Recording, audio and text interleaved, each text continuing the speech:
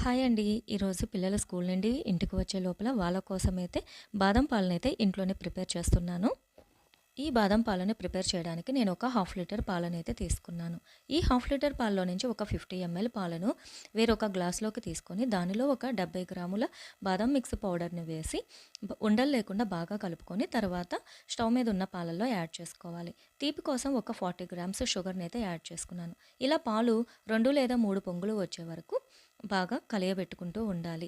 అడుగంటకుండా జాగ్రత్తగా తిప్పుకోండి. 2 ఇలాచీ తీసుకొని మరిగేటువంటి పాలల్లో వేసుకొని తర్వాత ఫ్లేమ్‌ని ఆఫ్ చేసుకొని ఇవి బాగా చల్లబడిన తర్వాత ఒక గుప్పెడు కాజు ఇంకా బాదాంని తీసుకొని సన్నగా చాప్ చేసుకొని ఈ పాలల్లో అయితే మిక్స్ చేసుకోవాలి. తర్వాత వీటిని ఒక హాఫ్ అన్ అవర్ ఫ్రిడ్జ్‌లో పెట్టుకొని సర్వ్ చేసుకుంటే చాలా టేస్టీగా ఉంటాయి.